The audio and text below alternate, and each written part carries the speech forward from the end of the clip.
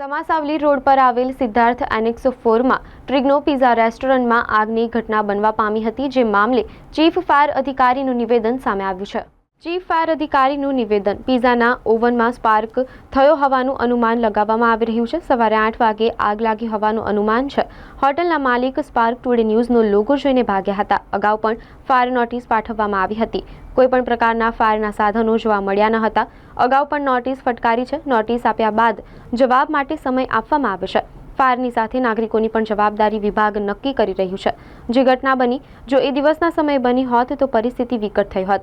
હાલ રેસ્ટોરન્ટનું લાઇટનું કનેક્શન કાપી નાખવામાં આવ્યું છે। ફાયર વિભાગ ફરી એક વખત નોટિસ ફટકારશે। બિલ્ડિંગની હોસ્પિટલ સિવાયની તમામ મિલકતો આજે બંધ રાખવા આદેશ કરાયો છે। પોલીસ દ્વારા બેદરકારીનો ગુનો દાખલ કરવામાં આવશે। રેસ્ટોરન્ટમાં વેન્ટિલેશનનો અભાવના કારણે આગની ઘટના બની હતી। રેસ્ટોરન્ટના માલિકનું નિવેદન, જેમાં અમારી રેસ્ટોરન્ટમાં શરૂઆતમાં આગ ધીમી હતી, પણ ફાયર વિભાગ સમય પ્રમાણે થોડી મોડી આવી, જેના કારણે મુશ્કેલી વધી છે। ફાયરના તમામ સાધનો ચાલુ અવસ્થામાં હોવાનો માલિકનો દાવો છે। જ્યાં સુધી તમામ બાબતોની ચકાસણી નહીં થાય ત્યાં સુધી તમામ બંધ રાખવાના આદેશ પન્ના મુમાયા ડીસીપી ઝોન 4 કર્યા છે।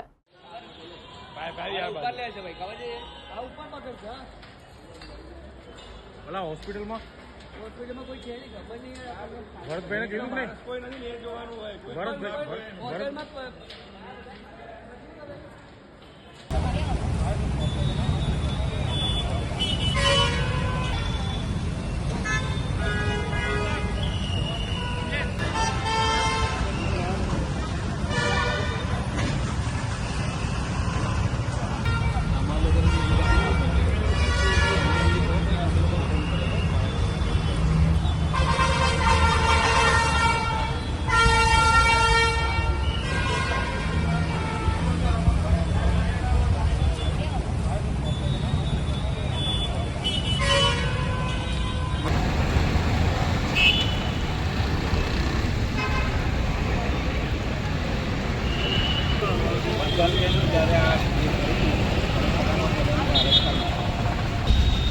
બોલો। Good morning, good morning. ફાયરના નિયમોની અંદર હાઈરાઇઝ જે બિલ્ડિંગ છે તે બિલ્ડિંગની અંદર ફાયર એનઓસી આપેલી છે। સદર સ્થળ પર જે તે સમયે એનઓસી લેતી વખતે પણ આપણે જે પણ અરજદાર હોય છે તેની પાસેથી આપણે લેતા હોઈએ છીએ કે એએમસી લેતા હોઈએ છીએ।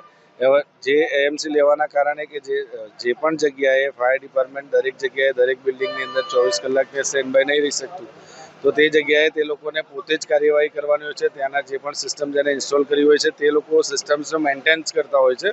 એટલે સદર સ્થળ ઉપર પણ આપણે આવીને રેસ્ટોરન્ટ્સને એને નોટિસ આપેલી છે અગાઉ પણ, અને આગળની કાર્યવાહી અત્યારે જે આ ઘટના બની ત્યારે તાત્કાલિક આવીને અમારા જે અહીંયા અધિકારી હતા હર્ષવર્ધન પુવાર સાહેબ, એમની જોડે પણ માહિતી લીધી। એમને જણાવ્યું કે સાહેબ અગાઉ પણ આપણે એમને 1-2 વખત નોટિસો આપેલી છે, પણ તે છતાંય તે લોકોએ કોઈ પૂરતા કરી નથી। એટલે સદર સ્તર પરની આગળની કાર્યવાહી અમે કરીશું। શું કાર્યવાહી કરીશું આપણે? અત્યારે પ્રાથમિક તો એનું બંધ કરવાનો આદેશ આપ્યો છે મેં, કે એને તાત્કાલિક રીતે જીબી કનેક્શન કટ કરાવી દો। એટલે એને જીબી કટ કરાવીને બિલ્ડિંગનું ચેક કરી લઈશું। બિલ્ડિંગનું નહીં હોય તો પણ બિલ્ડિંગનું એઝ પર લો, કેમ કે ઉપર હોસ્પિટલ્સ છે એટલે હોસ્પિટલ્સની સિચ્યુએશન શું છે એને ધ્યાને રાખીને પછી એનું બી જીબી કનેક્શન અત્યારે કટ કરાવી દઈશું। સાહેબ એ હું સ્થળ ઉપર હમણાં જ આવ્યો છું। મેં એ જ કીધું પહેલાં કે દરેક અરજદાર પાસેથી આપણે એએમસી લેતા હોઈએ છીએ। AMC that's means annual contract છે કે એ લોકોએ પોતે પ્રિપેર્સ રહેવું પડે, કેમ કે વડોદરા શહેરની અંદર ઘણી બધી બિલ્ડિંગો આવેલી છે, તો દરેક જગ્યાએ ફાયર બ્રિગેડના જવાનો કે ફાયરમેન્સ પહોંચી નહીં વળે સ્તર તપાસ કરવા જવા માટે। તે છતાં બી આપણે જે હમણાં ઝુંબેશ ઉપાડ્યું હતું અને ઝુંબેશના આરોપે એમસી સાહેબના આદેશ પ્રમાણે આપણે કાર્યવાહી કરેલી છે દરેક જગ્યાએ, પણ થોડુંક નાગરિકોને પણ જાગૃત થવાની જરૂર છે કે આપણે નોટિસ આવ્યા પછી પણ આપણા જ અવેરનેસ માટે, એમની જે સેફટી માટે આપણે કાર્ય કરતા હોઈએ છીએ, તો એમને પણ ફાયરની એનઓસી લેવાની, એનઓસી લઈને પણ સિસ્ટમ કાર્યરત કરવાની પણ એમની રિસ્પોન્સિબિલિટી છે। અચ્છા, રિસ્પોન્સિબિલિટીની વાત કરો છો, જ્યારે આપણે નોટિસ આપતા હોય છે, નોટિસ આપ્યા પછી આપણા નિયમોનું પાલન થાય છે કે કેમ એ તપાસ કરવાની જવાબદારી તો ફાયર વિભાગની જ આવે છે। મેમ, ફાયર વિભાગની આવે છે। જે નોટિસ આપેલી હોય છે સ્થળ ઉપર તે અવારનવાર અમે એમને જાણ કરતા હોઈએ છીએ કે ભાઈ તમે નોટિસની પૂર્તતા કરો, નોટિસની પૂર્તતા કરો। એ લોકોની બી રિસ્પોન્સિબિલિટી છે કે આવીને નોટિસની પૂર્તતા કરી લે કે ભાઈ નોટિસ આપણા ત્યાં આવી છે આપણા ત્યાં કોઈ પણ જીઈબી કનેક્શન કે એના માટે આવે છે તો આપણે કેવા તરત જીઈબી નું બિલ ભરવા જતા રહીએ છીએ. નથી કરતા તો આપણે કોઈ કડક પગલાં આપણે લેવા જરૂરી છે ને. કડક પગલાં એટલે આપણે નોટિસ સિવાય બીજું કંઈ ના આપી શકાય. આગળની કાર્યવાહી કોર્પોરેશનમાં અચ્છા, લોકોના જીવ જાય ત્યાં સુધી આપણે કશું કરી ના શકીએ એ પ્રકારનું નિયમો તો ના હોય સાહેબ. નિયમો એવા કોઈ નથી કે જીવ જવાની કોઈ વાત જ નથી. સદર સ્થળ ઉપર જે ઘટના બની હોય છે તે જગ્યાએ ફાયર સિસ્ટમ ઓકે છે કે નહીં એનું કામ છે આપણું. તમે શું માનો છો ગ્રાઉન્ડ પર કામ કરતા હોય છો તો આ નોટિસ બધા બંધ થવી જોઈએ એવું માનો છો ને ડાયરેક્ટ કાર્યવાહી કરવી જોઈએ? એ હવે અમે અમારા એમસી સાહેબને એક રજૂઆત કરીશું. એ રજૂઆતના આધારે આગળની કાર્યવાહી કોલ કરીશું. મળ્યો તો ને અત્યારે શું પરિસ્થિતિ છે? વડોદરા ફાયર સર્વિસને કોલ મળ્યો હતો કે રેસ્ટોરન્ટ્સની અંદર ફાયર છે. તે ફાયરની જાણ થતાં ટીપીજેર ફાયર સ્ટેશનમાં હર્ષવર્ધન પુવાર સાહેબ ઘટના સ્થળ પર દોડી આવ્યા હતા અને આગળની કાર્યવાહી કરી હતી. અચ્છા, કંટ્રોલ રેસ્ટોરન્ટ કરવાની. માટે ફાયર વિભાગની શું પોલિસી હોય છે, કયા નિયમોનું પાલન કરવાનું હોય છે?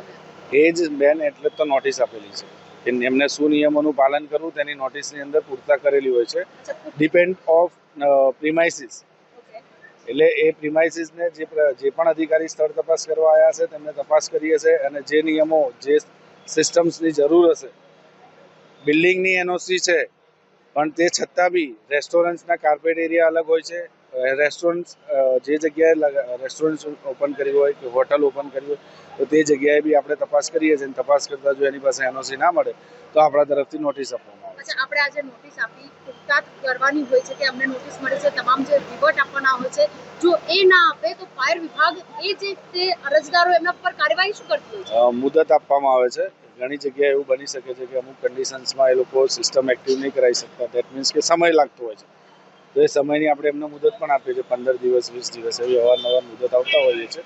અને આગળની કાર્યવાહી શું થયું છે અમે ઇન્ચાર્જ ચીફમાં હમણાં જ આવ્યો છું એટલે મને એની માહિતી નથી. પણ અધિકારીએ કીધું છે મને કે સાહેબ ઓલરેડી આપણે અહીંયા અવારનવાર નોટિસો આપેલી છે તે છતાં આ લોકોએ કોઈ પૂરતા કરી નથી. હવે ઓફિસ જઈને આવજો, વધુ તપાસ કરીને એમને આપને જાણ કરીશ.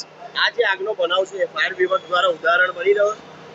ઉદાહરણ એટલે કે જો દિવસ દરમિયાન કે પીક અવર્સમાં બન્યું જે સમયે લોકો જમવા માટે આવતા હોય છે, મોટું સ્વરૂપ ધારણ કર્યું હોત, બાજુમાં ફર્નિચરનો શોરૂમ છે, ઉપર હોસ્પિટલ પણ છે. એટલે જ્યાં તમે નોટિસ આપી હતી ત્યાં હવે અપડેટ કઈ લેશો તમે? ચાલુ જ છે સર, અપડેટ ચાલુ જ છે. દરેક જગ્યાએ અત્યારે હાલમાં બી આપણા વડોદરા શહેરની અંદર ફાયર અધિકારીઓ તરફથી દરેક જગ્યાએ સ્થળ તપાસ કરીને જે જગ્યા બિલ્ડિંગોમાં સેફટીની સુવિધાની જરૂર છે અને એ લોકો નથી કરતા તે જગ્યાએ બી અત્યારે બી આપણે નોટિસો આપવાની કાર્યવાહી ચાલુ છે. ફરીથી ફાયર વિભાગ રેસ્ટોરન્ટ્સ માટે કોઈ તપાસ મેમ, ફાયર વિભાગ કોઈ પર્સનલ એક નહીં, તમામ માટે ફાયર વિભાગ ડિપાર્ટમેન્ટ સરખું જ છે.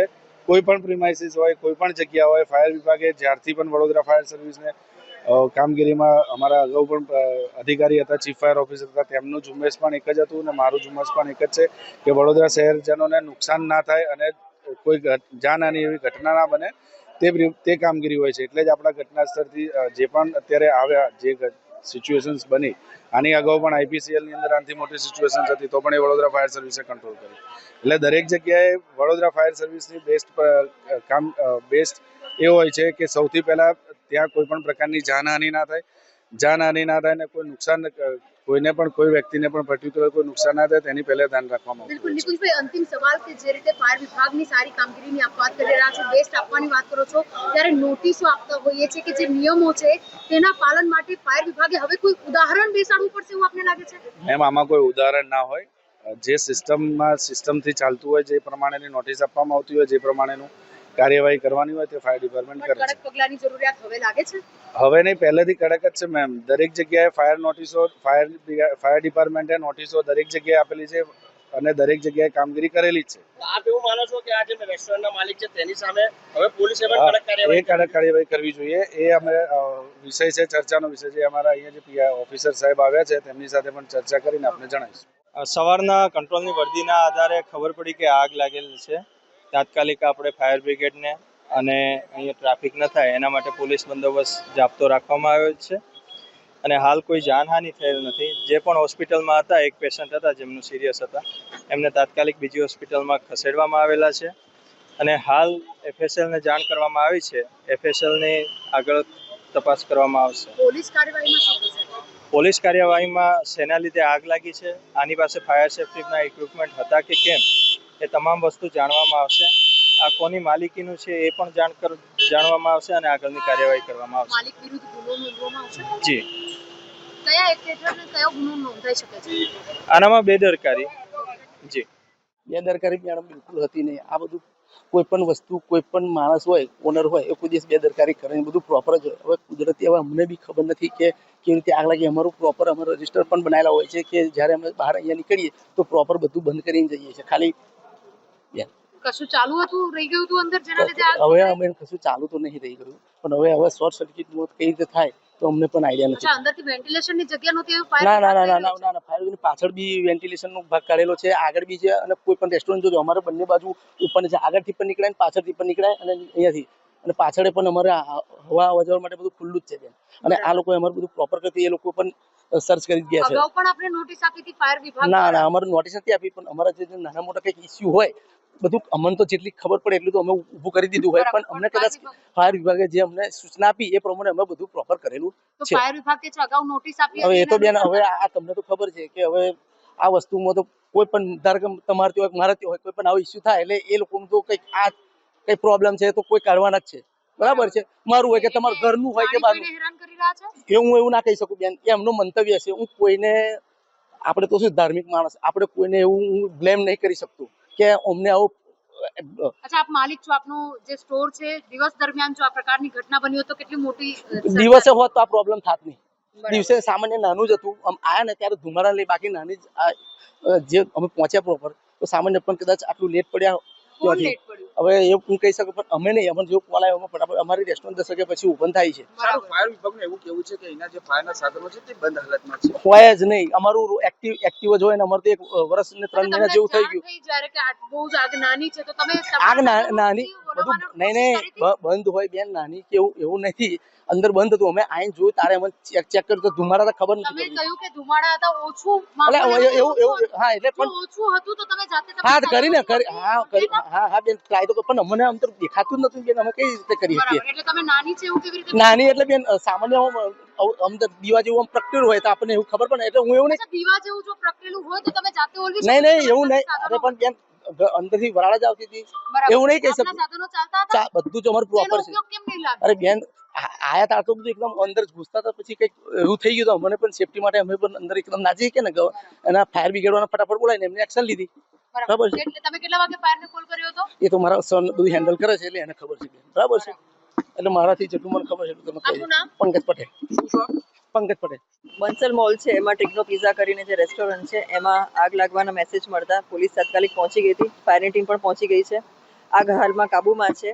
એની આજુબાજુ જેટલી પણ રેસ્ટોરન્ટ હતી જેમ કે જગદીશ છે તો એમાં જેટલા બાટલા હતા એને પણ ખસેડી લેવામાં આવેલા છે જેનાથી ફાયર પકડી શકે. ઉપર હોસ્પિટલ છે એમાં જેટલા દર્દી છે બધાને ઇવેક્યુએટ કરી લીધા છે. એક દર્દી ક્રિટિકલ હતું જેનું સારવાર ચાલુ હતી, એને પણ હાલ ઇવેક્યુએટ કરી લીધું છે. એમાં જે જ્વલનશીલ પદાર્થ જે સ્પિરિટ કહી શકીએ એ ત્યાંથી ખસેડી લેવામાં આવેલું છે. એની સામે જે રેસિડેન્શિયલ હોટલ છે એમાંથી બધા જે ગેસ્ટ છે એમને કાઢી લેવામાં આવેલા છે અને હાલમાં અહીંયા કોઈ જ વ્યક્તિ નથી, કોઈ જાનહાનિ નથી.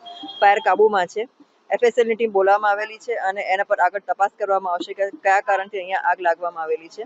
અને સાથોસાથ જે ફાયરની ટીમ છે એની પાસેથી NOC લેવામાં આવશે. ફાયરની ટીમ NOC આપશે ત્યારબાદ જ આ મોલમાં પ્રવેશ આપવામાં આવશે. ત્યાં સુધી આખું મોલ ખાલી કરી દેવામાં આવશે. આગળની કાર્યવાહી કરવામાં આવશે. જે કંઈ નહીં હોય એમની પાસે તો તમામ મુજબ કાયદેસરની કાર્યવાહી હાથ ધરવામાં આવશે. સીલ નથી માર્યું. ફાયર જ્યારે કહેશે કે આમાં પ્રવેશ કરી શકાય ત્યારે જ અંદર પ્રવેશ માટે અમે મંજૂરી આપીશું. મોલ આખું બંધ રહેશે ત્યાં સુધી ફાયર NOC ન આપે ત્યાં સુધી. શું કહેશો ફાયર સેફટી નથી એમ શું કહેશો? આપણા રેસ્ટોરન્ટની અંદર આગ લાગી છે એમ શું કહેશો? ફાયર સેફટી નથી એમ શું કહેશો? આપણા રેસ્ટોરન્ટની અંદર આગ લાગી છે એમ શું કહેશો? આપણા રેસ્ટોરન્ટની આગ લાગી એમ શું કહેશો? આપ જુઓ કે જે પ્રકારે બિલકુલ આપ જે પ્રકારે આપ જોઈ શકો છો જે રેસ્ટોરન્ટની અંદર આગ લાગી હતી. આગ લાગવાના કારણે જે ધુમાડા નીકળ્યા હતા, મોટી જાનહાનિ થઈ છે. રેસ્ટોરન્ટના માલિક પણ અહીંયા પહોંચ્યા છે પરંતુ મીડિયાથી તેઓ દૂર ભાગી રહ્યા છે. આ પ્રકારની ઘટના ગંભીર બેદરકારી કહી શકાય. જે પ્રકારે રેસ્ટોરન્ટના માલિક અહીંયા પહોંચ્યા છે અને મીડિયાથી તેઓ દૂર જઈ રહ્યા છે.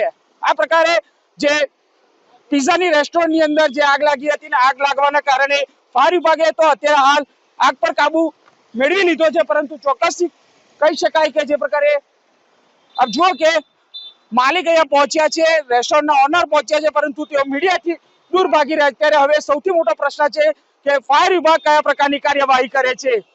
કેમેરામેન કમલેશની સાથે Surat Solanki, spark today news, Vadodara.